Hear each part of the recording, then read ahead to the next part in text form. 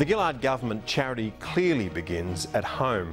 After confirmation today, it plans to shunt $375 million from the foreign aid budget to the onshore processing of asylum seekers.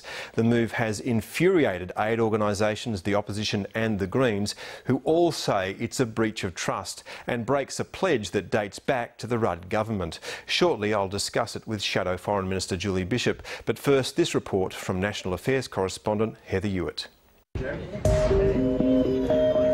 We have a long-term plan for Australia's future, and part of that is a long-term plan for stability in our immediate region, the Southwest Pacific. If Labor is elected, by 2015 we'll increase our overseas development assistance to 0.5. So many in Australia want to see that happen. The churches want to see that happen. Aid organisations want to see that happen. It was a promise made in the 2007 election campaign, what Kevin Rudd called a clear-cut commitment to boost foreign aid from 35 cents to 50 cents of every $100 in the federal budget by 2015.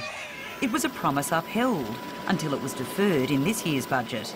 Now it appears to have well and truly hit the dust.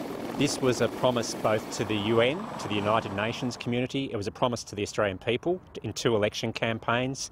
And it's been a promise reiterated by Foreign Minister Bob Carr in May this year.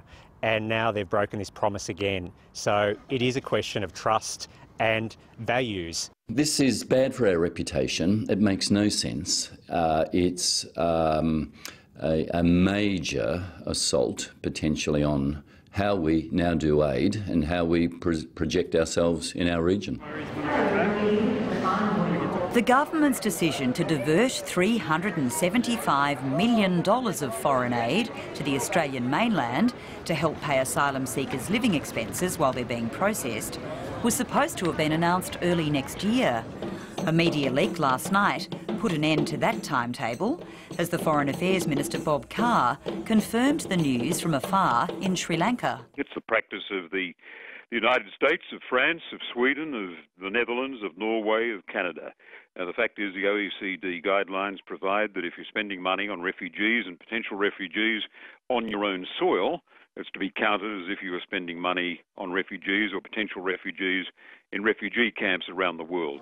The outcry was immediate and widespread across the political spectrum. This is a mean and tricky and sneaky move, and this undoubtedly will cause enormous suffering. Just because something's within the technical definition of some OECD rules doesn't mean that it's humane or proper. And what the government has done here isn't humane, isn't proper. This sends a very bad message for the beginning of Australia's 2-year stint on the United Nations Security Council. It was a key plank of the government's campaign to win a seat that they would be increasing the foreign aid budget to 0.5% of GNI. The news of what the Labor government have now come up with to address their failed refugee policy is simply unacceptable. Senator Bob Carr, as a responsible minister, has a lot of answering here. He certainly should give immediate details of what programs he will be cutting. There were no details forthcoming. Instead, it was left to ministers back at home to face the cameras and defend the decision.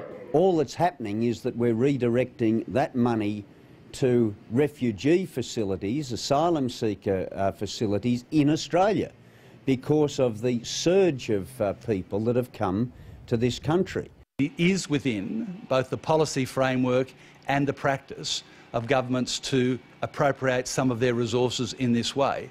They are going to assist people who are in need, and that is, in these circumstances, an entirely appropriate action. As the government's critics call these weasel words, many in the Labor caucus feel deeply uneasy about the move as well. They're just not saying so publicly yet. Foreign aid may not be a vote winner, but it does go to the core of traditional Labor principles. And here's why. Within our own neighbourhood, 18 of our 20 close neighbours are low-income countries. In East Timor alone, 1 in 44 women will die in childbirth. Today alone, 19,000 children will die around the world. And that largely is because of poverty. With our aid program, 4 million children will get to go to school over the next 4 years thanks to Australian aid. Is that put at risk? We don't know if the cuts are hitting there. 1 million people's lives will be saved over the next 4 years because of our aid program. 15% of it goes on health. Is that being cut? Again, no answers. But aid agencies say diverting funds to onshore asylum seekers processing is simply not in the same league. The government can dress this up any way they want it, but the reality is this is phantom aid. If it's taxpayers' money not going to helping poor people in developing countries overcome poverty, then it is not genuine aid. As well, there's concern, both inside and outside the caucus, that this is really all about keeping the budget in surplus. I think Treasury have said there's got to be a surplus, even though every economist and business person says why, and we can easily meet our commitments by a bit of debt. And I think it's becoming a surplus fetish. And this is, in my view, a nonsense that is damaging our reputation and I might say hurting the poor. Fears too that this might be just the first round of more cuts to foreign aid and other programs in the approaching election year, all in the name of keeping the budget in surplus. It could be just the beginning. This is a bottomless pit. The truth is that we know if they now find it acceptable to rob the aid bucket, whatever the damage to people's lives and our reputation, for domestic purposes to meet the surplus, they might do it again. That is really, really worrying me. There's no sign the government can be persuaded to change course. It's just been caught out on the timing. Looking mean-spirited so close to Christmas would not have been its preference. Heather Hewitt reporting.